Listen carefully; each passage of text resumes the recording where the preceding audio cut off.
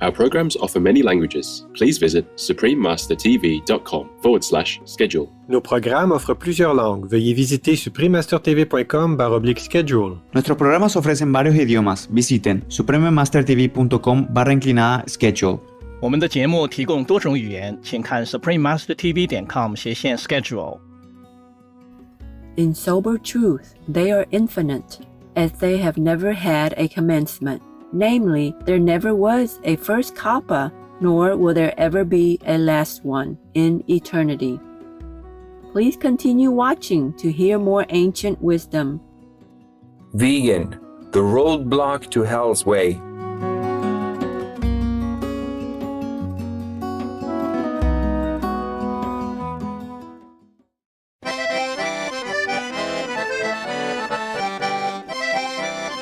Здравствуйте, уважаемые зрители, means hello dear viewers in Russian. I'm Alena. The blessed people of Russia appreciate wise and compassionate friends like you and send you sincere well wishes for a meaningful life.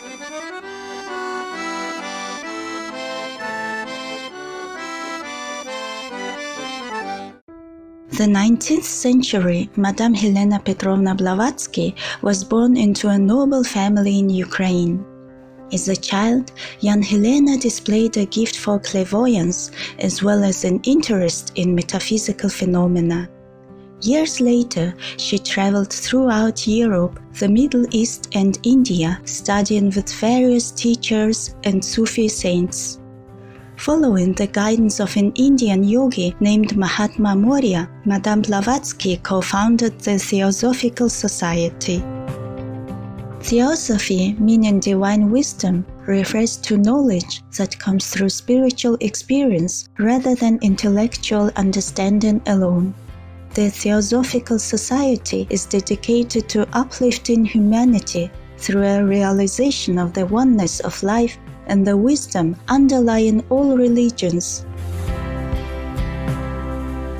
Madame Blavatsky wrote several important books on theosophy, including Isis Unveiled, The Secret Doctrine, The Key to Theosophy, and The Voice of the Silence. The Secret Doctrine, published in 1888, is considered the Bible of Theosophy and a source book of esoteric tradition. Although she was credited as being the author of the Secret Doctrine, Madame Blavatsky often expressed that she only conveyed the ancient wisdom that was passed on to her. The true authors of the work were her teachers, the Mahatmas, or great souls who were the guardians of the secret wisdom of the ages.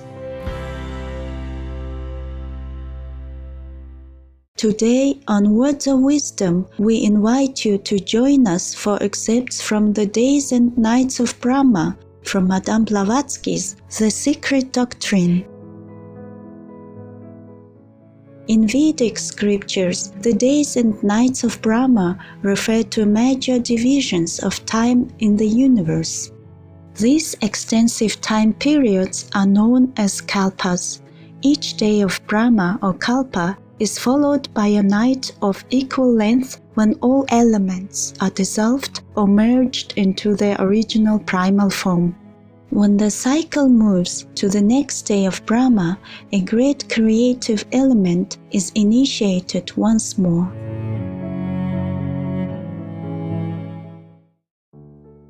The Days and Nights of Brahma. This is the name given to the periods called Manvantaram, Manvantara, or between the Manus and Pralaya dissolution, one referring to the active periods of the universe, the other to its times of relative and complete rest according to whether they occur at the end of a day or an age, a life of Brahma. These periods, which follow each other in regular succession, are also called kalpas, small and great, the minor and the mahakalpa. Though, properly speaking, the mahakalpa is never a day but a whole life or age of Brahma, for it's said in the Brahma Vaivarta, chronologers compute a kalpa by the life of Brahma. minor kalpas as Samvarta, and the rest are numerous.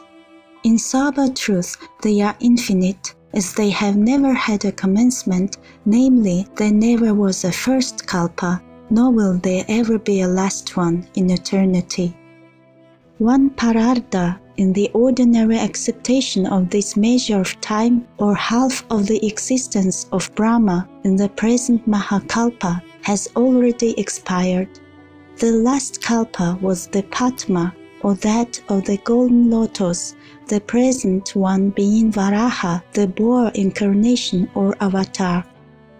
By the scholar who studies the Hindu religion from the Puranas, one thing is to be especially noted. He must not take literally, and in one sense only, the statements therein found, since those which especially concern the Manvantaras or Kalpas have to be understood in their several references.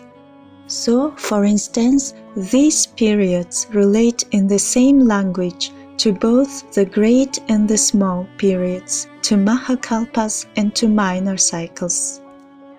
The Matsaya or fish avatar happened before the Varaha or boar avatar. The allegories, therefore, must relate to both the Padma and the present Manvantara, and also to the minor cycles which took place since the reappearance of our chain of worlds and earth. And as the Matsaya avatar of Vishnu and Vaivasvata's deluge are correctly connected with an event that happened on our earth during this round, it is evident that while it may relate to pre-cosmic events in the sense of our cosmos or solar system, it has reference in our case to a distant geological period. Not even esoteric philosophy can claim to know, except by analogical inference, that which took place before the reappearance of our solar system and previous to the last Mahapralaya, great dissolution. But it teaches distinctly that after the first geological disturbance in the Earth's axis, which ended in the sweeping down to the bottom of the seas of the whole second continent, with its primeval races, of which successive Earths or continents, Atlantis was the fourth. There came another disturbance by the axis, resuming as rapidly its previous degree of inclination, when the Earth was indeed raised once more out of the waters, and as above so it's below, and vice versa. There were gods on earth in those days, gods and not men, as we know them now, says the tradition. The computation of periods in exoteric Hinduism refers to both the great cosmic and the small terrestrial events and cataclysms, and the same may be shown for names. For instance, Yudhishthira, the first king of the Sesha, who opens the Kali Yuga era, which has to last 432,000 years, and actual king and man who lived 3,102 years BC, applies also, name and all, to the great deluge at the time of the first sinking of Atlantis. He is the Yudhishthira born on the mountain of the 100 Peaks at the extremity of the world beyond, which nobody can go, and immediately after the flood. We know of no flood 3,102 years BC, not even that of Noah, for agreeably with Judeo-Christian chronology, it took place 2,349 years BC. This relates to an esoteric division of time and a mystery explained elsewhere and may therefore be left aside for the present. Suffice to remark at this juncture that all the efforts of imagination of the Wilfords, Bentleys, and other would-be Oedipuses of esoteric Hindu chronology have sadly failed. No computation of either the four ages or the Manvantaras has ever been unriddled by our very learned Orientalists, who have therefore cut the golden knot by proclaiming the whole a figment of the Brahmanical brain. So be it, and may the great scholars rest in peace. Let us see, however, what were the three kinds of pralayas, dissolution, and what is the popular belief about them. For once it agrees with esotericism. Of the pralaya before which 14 manvantaras elapse, having over them as many presiding manus, and at whose close occurs the incidental or Brahma's dissolution, it is said in Vishnu Purana in condensed form that at the end of 1,000 periods of 4 ages, which complete a day of Brahma, the earth is almost exhausted. The eternal Ivaya Vishnu assumes then the character of Rudra, the destroyer Siva, and reunites all his creatures to himself. He enters the 7 rays of the sun and drinks up all the waters of the globe. He causes the moisture to evaporate, thus drying up the whole earth. Oceans and rivers, torrents and small streams are all exhaled. Thus, fed with abundant moisture, the 7 solar rays become 7 suns by dilation, and they finally set the world on fire. Hari, the destroyer of all things, who is the flame of time, Kalagni, finally consumes the earth. Then Rudra, becoming Janardana, breathes clouds and rain.